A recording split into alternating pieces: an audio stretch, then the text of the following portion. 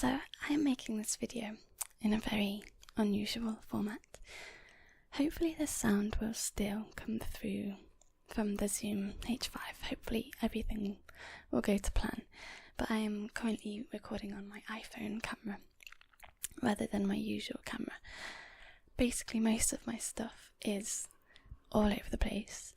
I am very abruptly, very spontaneously moving studio in the coming days, and I'm also going home for Christmas for a bit, and there's just things everywhere. A lot of my stuff is already in boxes from my studio anyway. My home is fine, but yeah, this is really handy and easy to take everywhere. But there are going to be a few videos this month, I think, that don't have my usual kind of equipment, but I am really loving, at the minute especially, I think it's a kind of festive nostalgia season, but all the time really, I love videos that are made on kind of old school ways, so with webcams or iPhones, or just any phones really.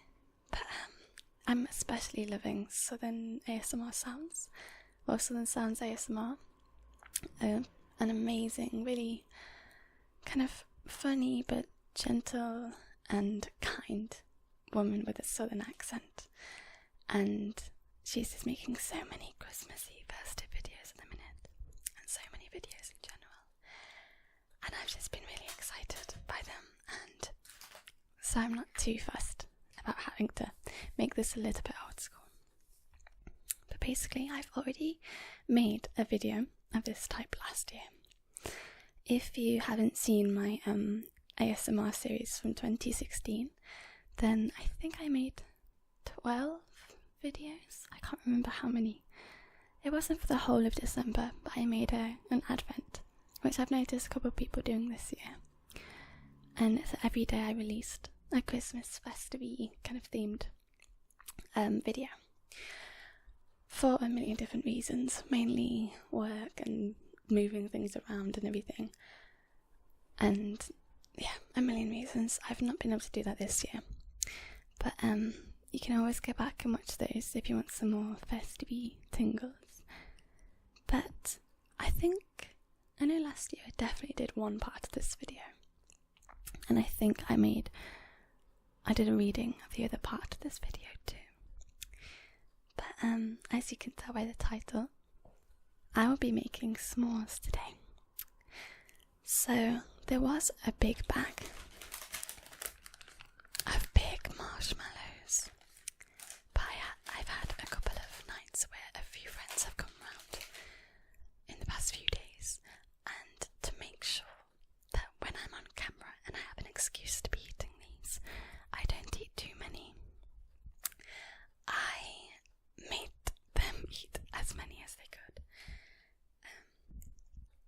So I've only got 4 left, but that is a lot of s'mores, and I've already eaten, I think, 3 of those today with Reese's spread on. On the build up to Christmas, I just can't be held back, especially from sweet stuff. Sweet stuff is my favourite. But yeah, I'm just going to set you down and we'll get s'moring.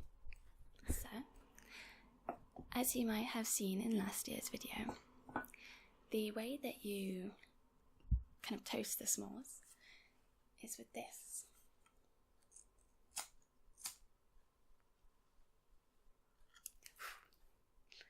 I knew I'd injure myself slightly, but that wasn't so bad.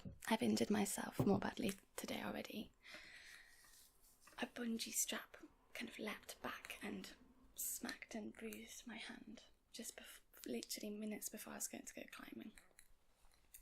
But that's the lovely fire that we're going to be using to toast the marshmallows today. And I've had to hide my dog under the duvet because he's quite scared of fire. I'm just going to get one of the sticks to actually make the s'mores because I actually forgot that. What you do with s'mores, as the instructions of this little hamper stated, is you toast a marshmallow, and as you're toasting it, I guess, break up a graham cracker. I guess we'd say it graham in England, into 2 halves,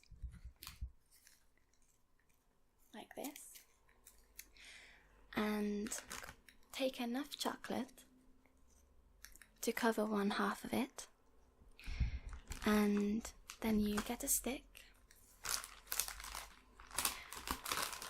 and you pierce it through a giant marshmallow.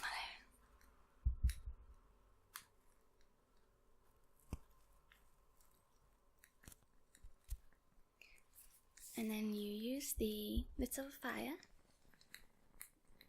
to gently toast it.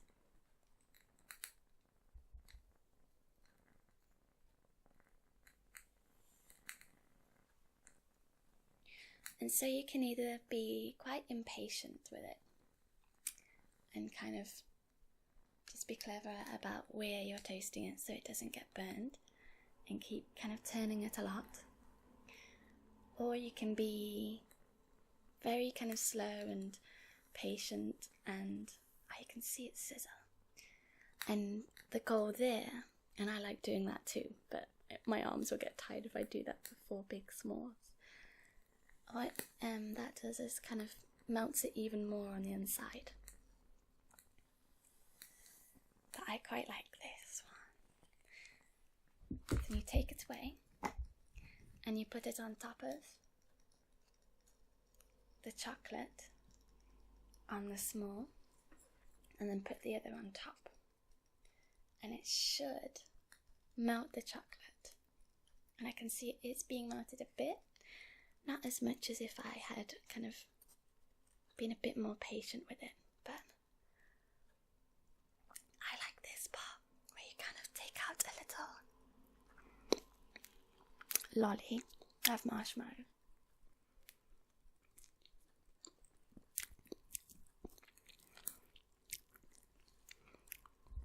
So there's no elegant way to do this.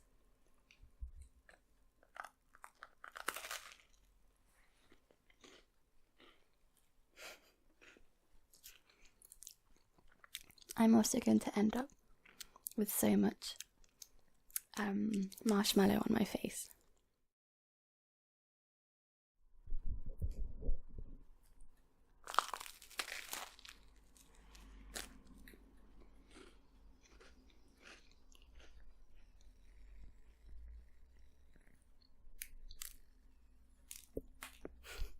It's falling apart.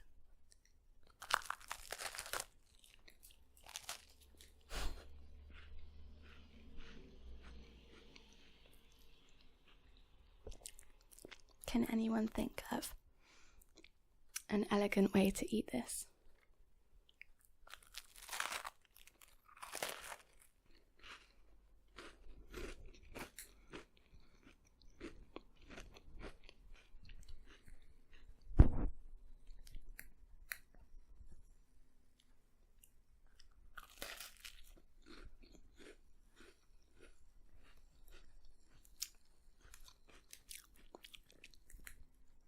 Hopefully you can hear the crackling of the little fire too.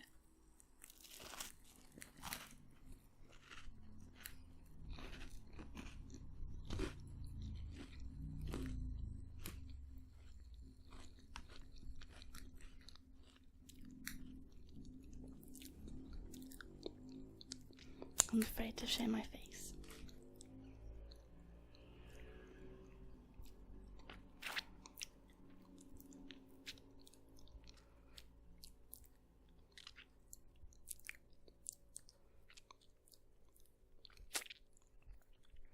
I have no idea how much chocolate is on my face right now,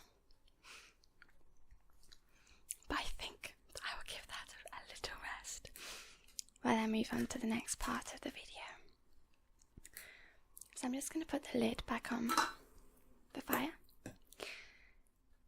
and that's what blows it out. And hopefully there won't be too much chocolate and little marshmallow bits all over my face. No, just all over my iPad. So, as I don't have most of my belongings, because most of my belongings are at my studio and used for work and what is essentially a hobby still. And so I couldn't print anything out, and none of my flatmates have a printer here. So I'm going to be using the very festive, subtle lighting of the iPad to read you "'Twas the Night Before Christmas." So, are you ready? 'Twas the night before Christmas, when all through the house not a creature was stirring, not even a mouse. The stockings were hung by the chimney with care, in hopes that St. Nicholas soon would be there. The children were nestled or snug in their beds, while visions of sugar plums danced in their heads. And Mamma in her kerchief and I in my cap had just settled our brains for a long winter's nap. When out on the lawn there arose such a clatter, I sprang from the bed to see what was the matter. Away to the window I flew like a flash, tore open the shutters, and threw up the sash. The moon on the breast of the new-fallen snow gave the lustre of midday to objects below, when what to my wondering eyes should appear but a miniature sleigh and 8 tiny reindeer. With a little old driver so lively and quick, I knew in a moment it must be Saint Nick. More rapid than eagles his coursers they came, and he whistled and shouted and called them by name. Now Dasher, now Dancer, Prancer and Vixen, on Comet, on Cupid, on Donner and Blitzen, to the top of the porch, to the top of the wall. Now dash away all. As dry leaves before the wild hurricane fly, when they meet with an obstacle mounted to the sky, so up to the housetop the coursers they flew, with a sleigh full of toys and St. Nicholas too. And then, in a twinkling, I heard on the roof the prancing and pawing of each little hoof. As I drew in my head and was turning around, down the chimney St. Nicholas came with a bound. He was dressed all in fur from his head to his foot, and his clothes were all tarnished with ashes and soot. A bundle of toys was flung on his back, and he looked like a peddler just opening his pack. His eyes, how they twinkled, his dimples, how merry, his cheeks were like roses, his nose like a cherry. His droll little mouth was drawn up like a bow, and the beard of his chin was as white as the snow. The stump of a pipe he held tight in his teeth, and the smoke had encircled his head like a wreath. He had a broad face and a little round belly that shook when he laughed like a bowl full of jelly. He was chubby and plump, a right jolly old elf, and I laughed when I saw him in spite of myself. A wink of his eye and a twist of his head soon gave me to know I had nothing to dread.